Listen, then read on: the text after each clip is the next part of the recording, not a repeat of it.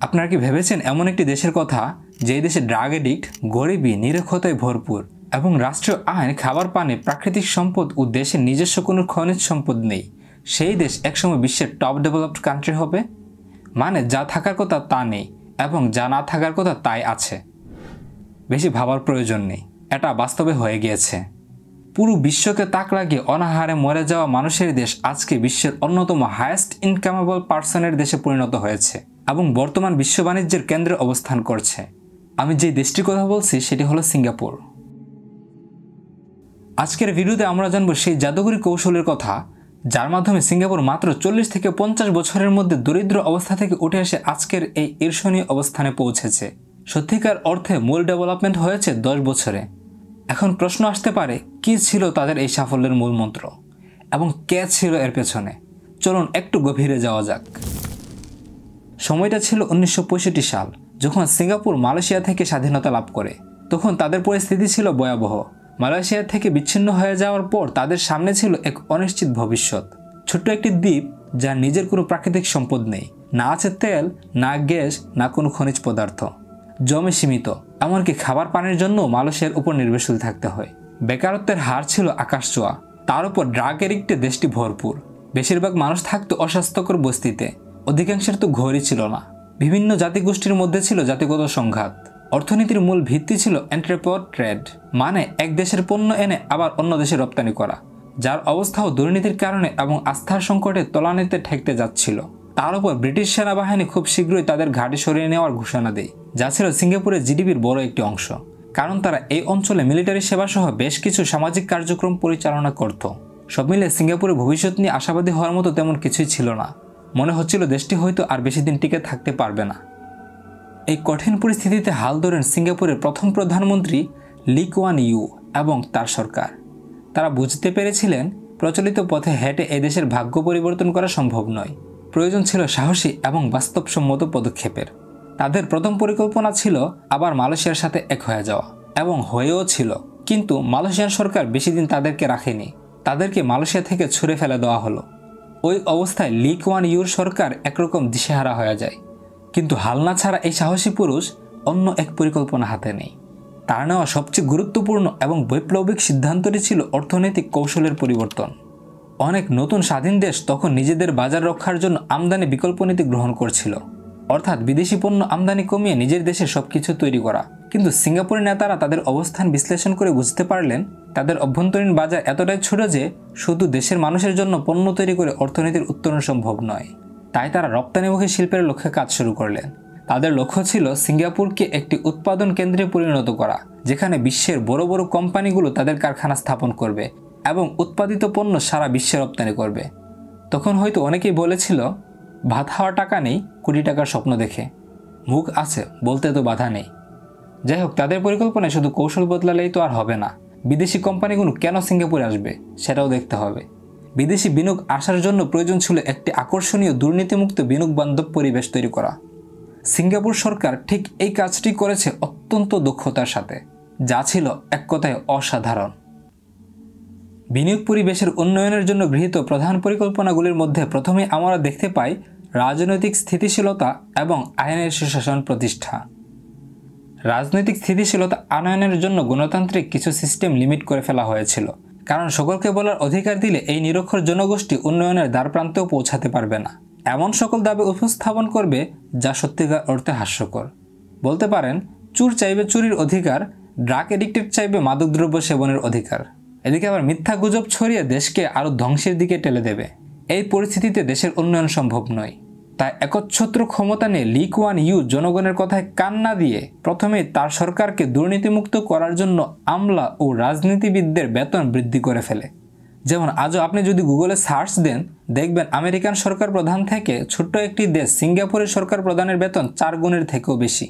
আমেরিকার সরকার প্রধানের বাৎসরিক স্যালারি $4 লক্ষ। অপরদিকে সিঙ্গাপুরের সরকার প্রধানের বাৎসরিক স্যালারি $16,41,791। কল্পনা করতে পারছেন? এইভাবে সকল সেক্টরে বেতন বৃদ্ধি করা হয়েছে, যার ফলে টাকার অভাবে দুর্নীতি করার ইচ্ছা তাদের মধ্যে কমে যায়। তারপরে যদি দুর্নীতি করে, তাহলে জীবনে ঘুরে না দাঁড়ানোর মতো কঠোর শাস্তির ব্যবস্থা করা হয়। আর তাদের গোয়েন্দা বিভাগ প্রাইম মিনিস্টারের আন্ডারে থাকলেও একেবারে স্বাধীন করে দেওয়া হয়েছিল, যার ফলে রাজনীতিবিদ ও সরকারি আমলাদের দুর্নীতি ধরায় কোনো রকম বাধা ছিল না। এখন যদি ঊর্ধ্বতন পারফেক্ট হয় তাহলে অধস্তনদের মাথায় দুর্নীতি করার কল্পনাও আসবে না। সরকার ঠিক করার পাশাপাশি দেশের গুরুত্বপূর্ণ সেবাগুলি যেমন পাবলিক পরিবহন, শিক্ষা, চিকিৎসা, হাউজিং ইত্যাদি সরকারের নিয়ন্ত্রণে নিয়ে আসে এবং প্রতিটি সেক্টরে দক্ষ আমলাদের নিয়োগ দেওয়া হয়। দক্ষ কর্মীদের উন্নত পরিকল্পনার ফলে অল্প মূল্যে সেবা দিয়েও সরকারের লাভ থাকে। বিন্দুমাত্র লস হলে ছাড় দেওয়া হয় না, তাই তারা সরকার কম প্রাইভেট বিজনেসম্যান বেশি ছিল। তাদের লক্ষ্যের অংশ হিসেবে শিক্ষা, বিশেষ করে প্রাথমিক শিক্ষা একেবারেই বাধ্যতামূলক করে ফেলা হয়েছে। সিঙ্গাপুরের নেতারা জানতেন তাদের আসল সম্পদ হলো দেশের মানুষ, তাই তারা মানব সম্পদ উন্নয়নের উপর সর্বোচ্চ গুরুত্ব দিয়েছে। স্কুল, কলেজ, পলিটেকনিক, বিশ্ববিদ্যালয় শিক্ষার প্রতিটি স্তরে বিপুল পরিমাণ অর্থ বিনিয়োগ করেছে। পাঠ্যক্রমে বিজ্ঞান, গণিত এবং কারিগরি বিষয়কে প্রাধান্য দেওয়া হয়েছে, যা তৎকালীন শিল্পের চাহিদার সাথে সঙ্গতিপূর্ণ ছিল। তারপর ইংরেজিকে ব্যবসার এবং প্রশাসনের প্রধান ভাষা হিসেবে প্রতিষ্ঠা করা হয়। এর ফলে সিঙ্গাপুরের মানুষ সহজে বিশ্বের সাথে যোগাযোগ স্থাপন করতে এবং আন্তর্জাতিক কোম্পানিগুলোতে কাজ করতে সক্ষম হয়। এখন অর্থনীতি পরিবর্তনের সাথে সাথে মানুষের দক্ষতারও পরিবর্তন প্রয়োজন হয়। সেই লক্ষ্যে সরকার বিভিন্ন কারিগরি প্রশিক্ষণ কেন্দ্র স্থাপন করে এবং বহুজাতিক কোম্পানিগুলোর সহায়তায় কর্মীদের মাসিক ও বাৎসরিক প্রশিক্ষণের ব্যবস্থা করে। পরবর্তীতে স্কিলস ফিউচারের মতো উদ্যোগ গ্রহণ করা হয়, যা দেশের মানুষকে আজীবন নতুন দক্ষতা অর্জন এবং পুরনো দক্ষতাকে ঝালাই করে নিতে উৎসাহিত করে। এর ফলে সিঙ্গাপুর একটি অত্যন্ত দক্ষ এবং কর্মঠ জনশক্তি তৈরিতে সক্ষম হয়, যা বিদেশি বিনিয়োগকারীদের কাছে সিঙ্গাপুরকে আরও আকর্ষণীয় করে তোলে। এখন বিদেশি বিনিয়োগ আকর্ষণের জন্য আর মাত্র প্রয়োজন ছিল বিশ্বমানের অবকাঠামো। সিঙ্গাপুর সরকার এই বিষয়টি শুরু থেকে উপলব্ধি করেছিল। যেহেতু দুর্নীতি নেই, আবার ব্যবসায় থেকেও ইনকাম হচ্ছে, সেহেতু অবকাঠামো উন্নয়নে তাদের তেমন কোনো বাধা ছিল না। সরকারের হাতে সরকারি খরচ মেটানোর পরও বিপুল পরিমাণ অর্থ উদ্ধৃত থাকত, তাই দীর্ঘমেয়াদী পরিকল্পনা নিয়ে অবকাঠামো উন্নয়নে বিনিয়োগ শুরু করে দেওয়া হয়। এই ক্ষেত্রে তারা তাদের ভৌগোলিক অবস্থানকে কাজে লাগানোর চিন্তা করে। ভৌগোলিক অবস্থানকে কাজে লাগাতে গিয়ে তারা গড়ে তোলে বিশ্বের অন্যতম সেরা এবং ব্যস্ততম সমুদ্র এবং বিমানবন্দর। ব্যবসায়ীদের নিরাপদে থাকার ব্যবস্থা, সহজ সেবা, উন্নত প্রযুক্তি, নির্বিচ্ছিন্ন বিদ্যুৎ, পানি সরবরাহ, রাস্তাঘাট, টেলিকমিউনিকেশন ইত্যাদি নিশ্চিত করা হয়। পানির অভাব পূরণের জন্য তারা নিউ ওয়াটারের মতো উদ্ভাবনী প্রযুক্তির মাধ্যমে ব্যবহৃত পানিকে পরিশোধন করে পুনর্ব্যবহারের ব্যবস্থা শুরু করে। তারপর সিঙ্গাপুরের সরকার চিন্তা করলো, আমাদের টেক্সটাইল ও পেট্রোকেমিক্যাল রিফাইনিং থেকে আরও উচ্চ মুনাফাযুক্ত ডিজিটাল টেকনোলজি, মেডিসিন, টেলিকম ও ইন্টারনেট ইন্ডাস্ট্রিতে বিনিয়োগ বৃদ্ধি করতে হবে, যার ফলে অর্থনীতির চাকা আরও দ্রুত ঘুরতে শুরু করে। এই সকল কার্যক্রম পরিচালনায় যে বিষয়গুলি প্রভাব বিস্তার করেছিল তার মধ্যে অন্যতম হল দুর্নীতিমুক্ত প্রশাসন এবং পরিচ্ছন্নতা। সরকার পরিচ্ছন্নতায় এতটুকুই কঠোর ছিল যে সুইংগাম সহ পরিবেশ দূষণ করে এমন অনেক পণ্য ও শিল্প নিষিদ্ধ করা হয়েছিল। বছরে একদিন সকল স্তরের নাগরিকদের দেশকে পরিষ্কার পরিচ্ছন্নতা অভিযানে নামতে বাধ্য করা হয়। আমাদের দেশের রাজনীতিবিদদের মতো লোক দেখানো পরিষ্কার নয়, সত্যিকারের পরিষ্কার। তারপর সকল স্থানে ডাস্টবিন নিশ্চিত করা, নদীর পানির প্রবাহ ঠিক রাখা, গাছ লাগানো কর্মসূচি, ইভেন রুমের ভিতর ইনডোর প্লান্ট লাগানোও শুরু করা হয়। এই পরিস্থিতি এই দেশের মানুষের মন মানসিকতার উন্নয়ন ঘটায়, যা প্রতিটি সেক্টরের উন্নয়নে গুরুত্বপূর্ণ অবদান রাখে। এদিকে আবার দেশে শান্তি বজায় রাখার জন্য ধর্মীয় এবং জাতিগত সংঘাত কমানোরও প্রয়োজন ছিল, তাই অনেক নীতি গ্রহণ করা হয়। এর মধ্যে ছিল সরকারি ভবনে তাদের পার্সেন্টেজের অনুপাতে থাকার ব্যবস্থা করা, স্বাধীনভাবে ধর্ম পালন নিশ্চিত করা, বছরে একদিন এক ধর্মের মানুষ অন্য ধর্মের পোশাক পরিধান করা। এখন বিনিয়োগ বান্ধব পরিবেশ নিশ্চিতে আর বাকি থাকে ব্যবসায়িক নীতি। এখানেও অনেক উন্নয়ন হয়, যেমন ট্যাক্স রেট কমানো, নতুনদের জন্য ট্যাক্স ছাড় দেওয়া, ওয়ান স্টপ সার্ভিস, কাগজপত্রের অপ্রয়োজনীয় ঝামেলা কমানো এবং ইকোনমিক ডেভেলপমেন্ট বোর্ড ইডিবি গঠন। এই ইডিবি গঠনের পর থেকে কর্মচারীরা বসে বসে বিনিয়োগ আসার জন্য অপেক্ষা করেনি, বরং বিনিয়োগ পরিবেশ তৈরি করে সারা বিশ্বে ঘুরে ঘুরে সম্ভাব্য বিনিয়োগকারীদের খুঁজে বের করেছে, তাদের সিঙ্গাপুরে আসার জন্য রাজি করিয়েছে এবং কারখানা স্থাপনের জন্য সকল আমলাতান্ত্রিক জটিলতা দূর করতে সাহায্য করেছে। যেমন ন্যাশনাল সেমিকন্ডাক্টর নামে একটি আমেরিকান কোম্পানি যখন দ্রুত উৎপাদন শুরু করতে চেয়েছিল, ইডিবি মাত্র 2 সপ্তাহের মধ্যে তাদের সব ধরনের ব্যবস্থা করে দিয়েছিল। এমন অসংখ্য উদাহরণ রয়েছে। এই দীর্ঘ এবং পরিকল্পিত যাত্রার ফল হলো আজকের সিঙ্গাপুর, একটি দেশ যা মাথাপিছু আয়ের দিক থেকে বিশ্বের শীর্ষস্থানে, ব্যবসা বান্ধব সূচকে যার অবস্থান সবার উপরে, যেখানে দুর্নীতি প্রায় নেই বললেই চলে। এখানকার নাগরিকরা উচ্চমানের জীবনযাত্রা উপভোগ করে, যদিও জীবনযাত্রার ব্যয় অনেক বেশি এবং গণতান্ত্রিক অধিকার এখনও সীমিত, কিন্তু সার্বিকভাবে সিঙ্গাপুরের রূপান্তর এক কথায় অবিশ্বাস্য। এত কিছুর পরেও এই উন্নয়নের কারিগরের নামে স্বৈরশাসক হওয়ার অভিযোগ রয়েছে। কিন্তু ওই স্বৈরশাসক আর আমাদের দেশের দুর্নীতিবাজ স্বৈরশাসকের মধ্যে রাত আর দিনের ব্যবধান।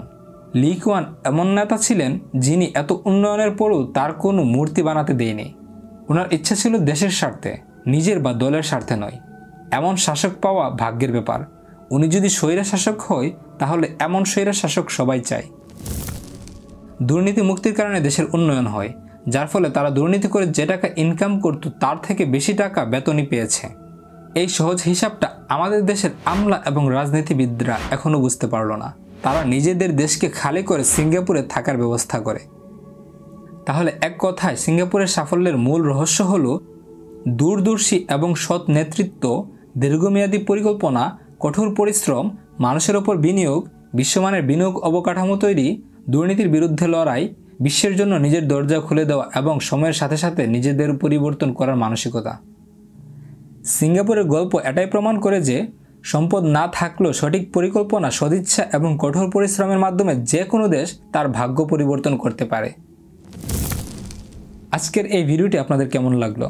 সিঙ্গাপুরের এই উন্নয়ন যাত্রা নিয়ে আপনার মতামত কি? এই ক্ষেত্রে বাংলাদেশের বর্তমান সরকারের অবস্থান কোথায়? নিচে কমেন্ট করে অবশ্যই জানাবেন। ভিডিওটি ভালো লাগলে লাইক দিন, বন্ধুদের সাথে শেয়ার করুন এবং এরকম আরও ভিডিও দেখতে চাইলে আমার চ্যানেলটি সাবস্ক্রাইব করতে ভুলবেন না। ধন্যবাদ সবাইকে, ভালো থাকবেন।